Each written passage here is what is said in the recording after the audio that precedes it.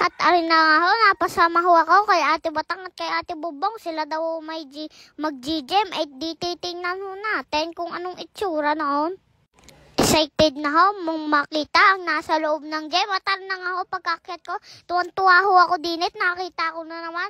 Manghang-mangha naman ho ako. First time ko nga ho makakita nun. Sabi ko nga ho kay Ate Batang, hawakan niya arit at akin hong susumbin ay talaga naman hong nakakapagod pala ho magsumbi-sumbi diyan at nakakangalay rin ho pala nasakit-sakit sa kamay.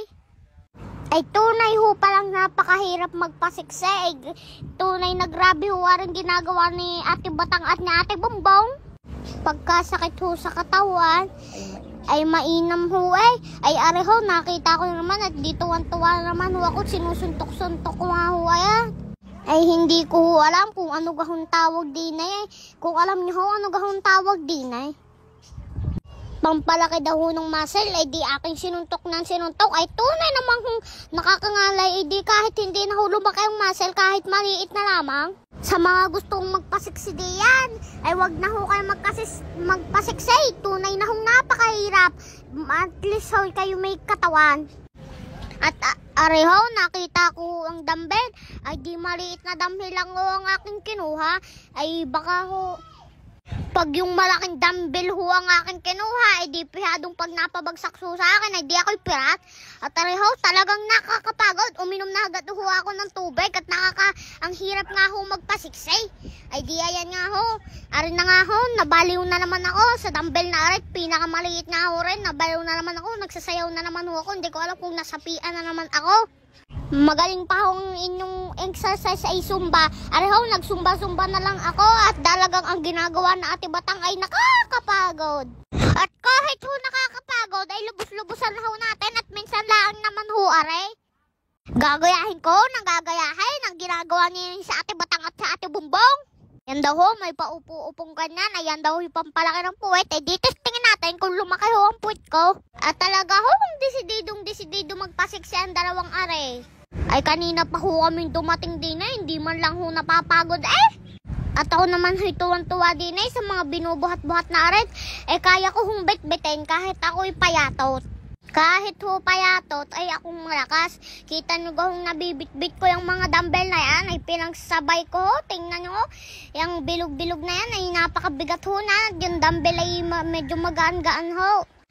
At talaga naman ho, nakakausbaw din magbuhat-buhat ng kayaan. Tingnan nyo ho, lakad-lakad ng salamin. Ako'y nakatingin ng nakatingin. Arehong dalawang aray, hindi ko maistorbo at may sariling mundo. Ay nagawa na lang din ho ako ng sarili kong mundo. Magsarilahan tayo.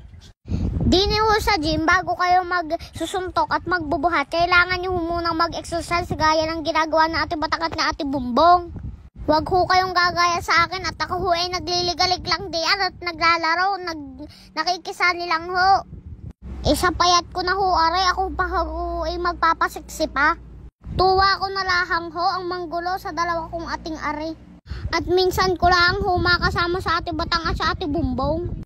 Ari ho, ang favorite kong gawin din yung magsusuntok na naman ang magsusuntok. Tingnan nyo ho, ako'y tinuruan pa na Ate Bumbong, gari daw ho, laksan ko daw ho.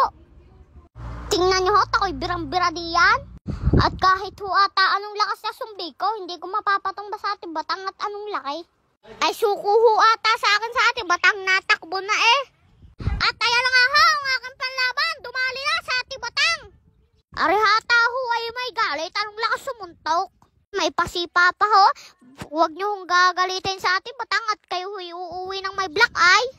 Ay paghuwi-huan na ay pihadong pagpapraktisan na naman ho na rin si paring Dayo. Pihado hong pag-uwi na rin sa Ate Batang ay harok ang tumbok na rin. Pagod na pagod ay na nga ho, sumuntok na naman ho ako at lakas na sumuntok kahit ako'y payatot na garne. Ay ako ho kayo may papatalot, nakita kong malakas sumuntok sa Ate Batang. Siyempre hindi, niyaya ko ho sa Ate Dayan, sabihin kayo ako susuntok dahil. Nung nakita ko ho ang sipa-sipa na Ate Batang ay parang gusto ko makita, gusto kong matutunan ang ginawa na Ate Batang. Di ho ako'y nagpaturo kay Ate Bumbong. Buti naman ho't napakabait na Ate Bumbong at hindi na ho nag-exercise nakapaglaro na lang sa akin ng nakapaglaro. Ay totoong nagustuhan ko aring gloves na aray, tunay na ho ako yung magpapabili sa inay. ay tunay na nakakangalay ho para mag voice over din na. Ay siya, wag ho kayong magsasawang manood sa akin at ng Showtime. Ay lagi ho kayong magpa-follow, subscribe, pati na rin ho sa aking page. At saka sa YouTube ko at Facebook. Maraming salamat ho sa inyong lahat. Mabuhay ho kayo hanggat ang gusto nyo. Love you.